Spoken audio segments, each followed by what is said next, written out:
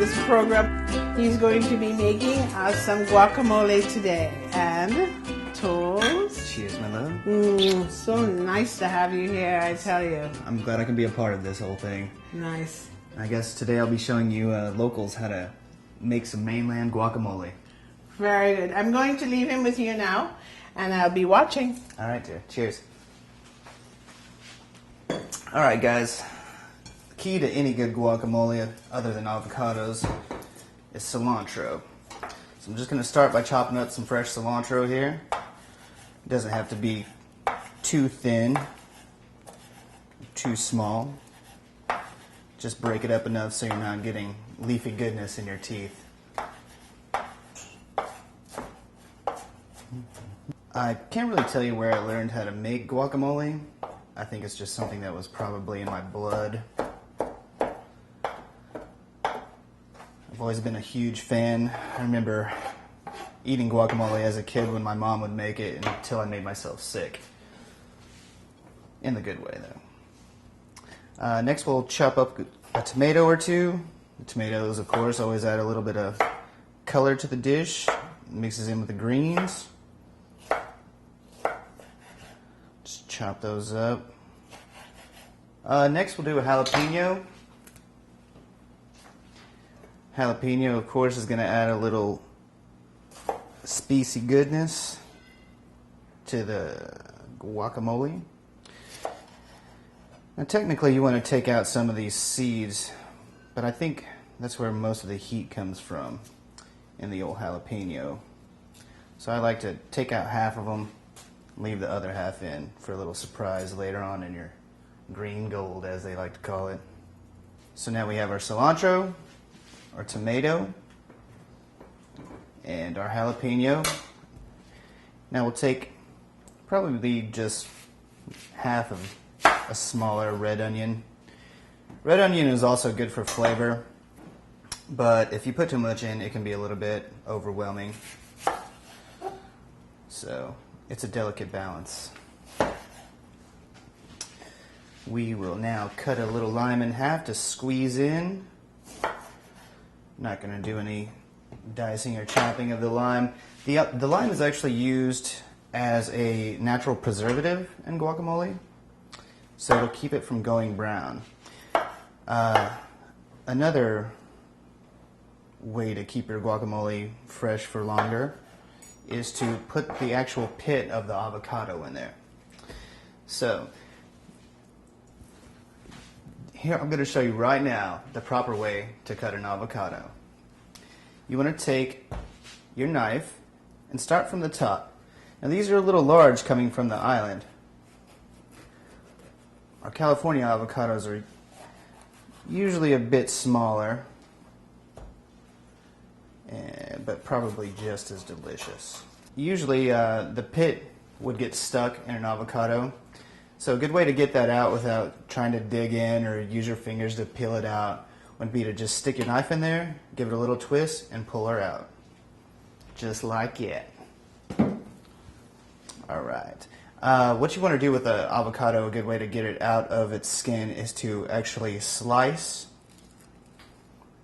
just a few good slices. And again, like I said, this one is probably 3 times the size of the avocados I'm usually working with, but it'll do. And if you want to, that's how you get a good slice of avocado if you're putting it on a sandwich or anything like that. But for guacamole, I like to go ahead and go back the other way, so you already have your chunks of avocado and it's easier to mash up. All right, so now that we have all our ingredients set out, our cilantro, our tomatoes, some fresh jalapenos and diced red onions, we'll throw it in the bowl with the avocado and mix this bad boy up. All right, here's all our medley of delicious colors going in. Just scoop it all into a bowl.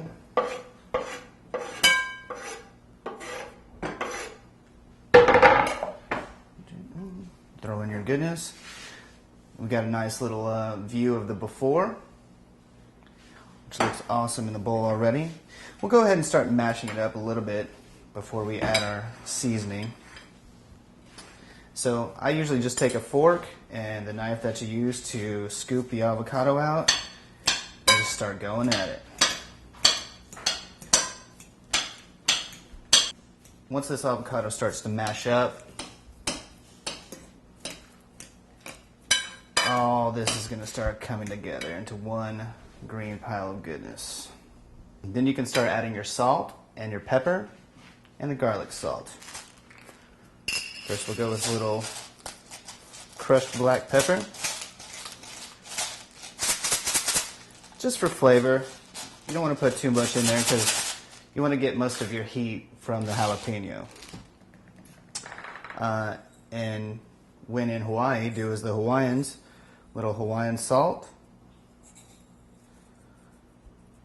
You want to salt to taste, but I believe I'm a victim of sodium deficiency, so I put salt on just about everything. And some garlic salt. A lot of people would probably bring up the fact that, you know, why are you using garlic salt? Why don't you just, you know, use fresh garlic? It's better for you. I think garlic salt is easier and it's actually better for the flavor. Fresh garlic wouldn't give it as much of a mellow kick. You don't want it to be too garlicky, but to have the flavor in there is always a good thing. Okay, so we have everything mixed in. Gave it the old taste test and realized it's missing one key ingredient, the lime. Now again, when you're squeezing in your lime, feel free to squeeze in as much as you want. Since we have a big batch here, I'm going to go ahead and use this whole lime. And again, the lime acts as a natural preservative as well as the pit of the avocado.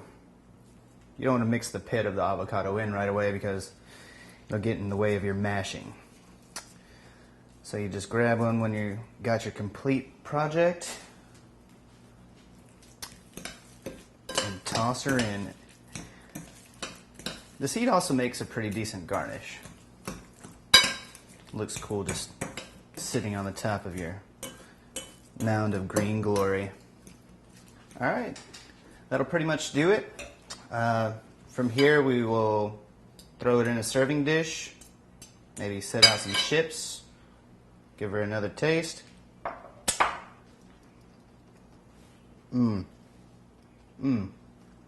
Sweet perfection.